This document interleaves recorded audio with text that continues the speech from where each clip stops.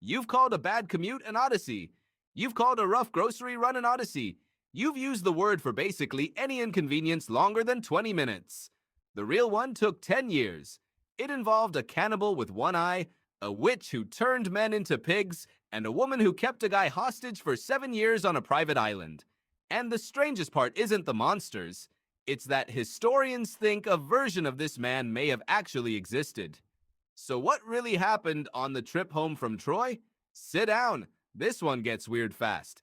Start at the end of the Trojan War. 10 years of siege. An entire generation of soldiers camped outside one city's walls, finally broken by a trick. A giant wooden horse, hollow inside, packed with armed men, left behind as a fake peace offering. The idea is credited to a soldier named Odysseus, king of a small rocky island called Ithaca. Not the strongest fighter in the Greek army. Not the biggest, just the one clever enough to end a 10-year war with a prop. Troy falls. The war is over. Odysseus and his men load their ships and head home. It should take a few weeks. It takes 10 years. Why? Because on the way home, Odysseus makes the mistake of blinding a cyclops named Polyphemus, a one-eyed giant who happens to be the son of Poseidon, god of the sea. Odysseus escapes Polyphemus's cave by getting him drunk, driving a sharpened stake into his single eye, then sneaking his men out clinging to the bellies of sheep. Clever, almost too clever. Because as they sail away, Odysseus can't resist shouting his own name back at the giant, just to make sure Polyphemus knows exactly who humiliated him. Big mistake. Polyphemus prays to his father, Poseidon hears him, and suddenly the god of the entire ocean has a personal grudge against one man trying to sail across it. That's the whole rest of the story, really. A man being punished by the sea itself for one moment of ego he couldn't hold back. Sound familiar? How many disasters in your own life started with someone unable to just walk away quietly? Next stop, the island of Aeolus, keeper of the winds, who gives Odysseus a gift. A leather bag containing every storm wind in existence, sealed shut, so his journey home stays smooth. Odysseus sails within sight of Ithaca. He can see his own home on the horizon, and then, exhausted, he falls asleep. His own crew, thinking the bag is treasure he's been hoarding, opens it. Every storm in the world explodes out at once and blows them straight back to where they started. They were that close. One curious hand away from home. Next comes Circe, a sorceress who lives on an island and greets Odysseus's men with a warm meal and a warmer smile. Then she turns every one of them into pigs. Actual pigs. Odysseus only survives because the god Hermes hands him a magical herb called moly that blocks her spell. He confronts her, she's impressed he resisted, and instead of turning him into livestock, she becomes his host and eventually his lover for an entire year. An entire year. His men are literally pigs in a barn, and Odysseus is having dinner parties. Eventually, his crew reminds him gently that Ithaca still exists. Circe agrees to let them go, but not before giving Odysseus one piece of advice that changes everything. To find his way home, he first has to visit the land of the dead. So he does. He sails to the edge of the underworld and pours a ritual offering of blood into the ground, which draws the spirits of the dead toward him like moths to a porchlight. He speaks with old comrades from the war. He even runs into his own mother, who died of grief while he was gone, and tries 3 times to hug her, and 3 times his arms pass straight through her, because that's just how ghosts work. Then he meets the blind prophet Tiresias, who warns him exactly what's coming. Storms, temptation, monsters, and one very specific warning. Whatever happens, don't touch the cattle of the sun, god Helios. Remember that detail. It matters later. Next, the sirens, creatures whose song is so beautiful that sailors steer straight into the rocks just to hear more of it. Odysseus wants to hear the song and survive it, so he has his crew stuff their ears with beeswax and tie him to the mast, ordering them not to untie him no matter how much he begs. He begs. A lot. They keep rowing. It works.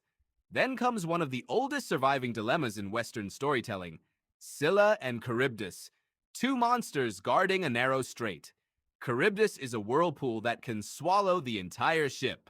Scylla is a six-headed monster on the opposite cliff who will definitely eat 6 of your men, but only 6. Odysseus has to choose: lose the whole ship or lose exactly 6 sailors. He chooses Scylla. 6 men die screaming, reaching for him as they're pulled away, and there's nothing he can do. This is the part where the story stops being an adventure and starts being something heavier. Because sometimes surviving means making a choice you can't undo and living with it anyway. Then his men land on the island of the sun god Helios. Trapped by bad weather, running low on food, they wait. And wait. And eventually, starving, they do the one thing they were warned never to do. They eat the sacred cattle. Helios is furious. He complains to Zeus. Zeus responds by destroying their ship with a lightning bolt the moment they set sail again, killing every single crew member except Odysseus. Every one of his men gone. 10 years after leaving Troy with a fleet of ships, Odysseus washes ashore completely alone. He drifts onto the island of the nymph Calypso, who falls for him and keeps him there. Not by force exactly, by comfort. 7 years pass. Calypso offers him immortality if he'll just stay. He says no. 7 years of paradise, and he still wants to go home to a rocky little island and a wife who might not even be waiting anymore.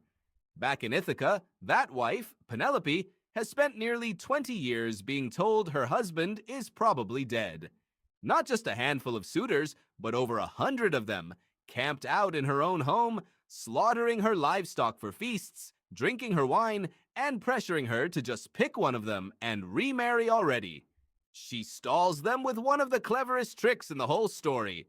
She promises to choose a husband once she finishes weaving a burial shroud for her elderly father-in-law. Every night by torchlight, she secretly unweaves what she wove that day, so the shroud is never finished. She does this for years before a servant finally gives away the trick. Meanwhile, their son Telemachus, barely a baby when his father left, is now a young man trying to hold the household together while strangers eat his inheritance in his own dining hall. He even sails off himself to Pylos and Sparta, asking old war heroes like Nestor and Menelaus if they've heard any word of his father. Nobody has solid answers, just rumors, half-truths, and one story about a woman who might be holding him prisoner on an island somewhere in the middle of nowhere. Finally, the gods intervene. Poseidon's rage has run its course. Odysseus is allowed to sail home, disguised by the goddess Athena as an old beggar so no one recognizes him. He walks into his own home unrecognized, watches strangers disrespect his wife, insult his son, and treat his house like their own tavern. And he waits. Penelope, still not sure if this ragged old stranger could possibly be her husband, sets one final test for the suitors. Whoever can string Odysseus's old hunting bow and shoot an arrow clean through the aligned handles of 12 axes in a row can have her hand. Every suitor tries. Every suitor fails. The bow is too strong. Then the old beggar asks for a turn. He strings it in one motion, like he's done it 1,000 times, because he has. He fires the arrow clean through all 12 axes without even standing up straight. Then he turns that same bow on the suitors. What follows isn't subtle. Odysseus and his son slaughter every single suitor in the Great Hall. 20 years of humiliation answered in one afternoon. Not exactly a peaceful homecoming, but after everything, maybe not exactly wrong either.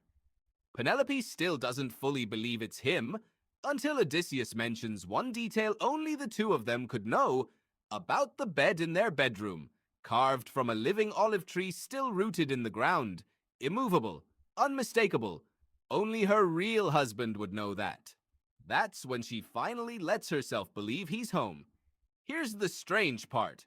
Homer, the poet credited with this story, may not have even been one single person. Scholars like Milman Parry showed in the 20th century that epics like this were built from oral formulas, stock phrases, and rhythms that let performers improvise thousands of lines from memory, reshaped by generations of storytellers long before anyone wrote a word of it down, likely somewhere around the 8th century BCE. The Trojan War itself, if it happened at all, would have taken place centuries earlier, around 1200 BCE, right around the time archaeologists say the entire Bronze Age Mediterranean world collapsed, cities burning from Greece to the Middle East in the span of a few decades. And archaeologist Heinrich Schliemann actually dug up real ruins at a site called Hisarlik in modern-day Turkey in the 1870s. Multiple layers of a real city, one of which shows clear signs of fire and violent destruction at almost exactly the right time period. Many historians now accept it as Troy itself. So was there a real Odysseus? Almost certainly not exactly as described. No cannibal giants, no Cataloning sun gods. But was there a real war? A real burning city? And generations of real sailors who vanished at sea navigating a genuinely brutal Mediterranean and became legends to explain where they went? Probably. You've called a bad commute an Odyssey. Now you know what the word actually cost. 10 years, every friend he sailed with, 20 years of his son's childhood. And a wife who unweaves the same cloth every single night just to keep believing he's still out there. Maybe that's the real ending. Not the monsters, not the gods, not even the bloodshed in that final haul. Just two people refusing to stop waiting for each other.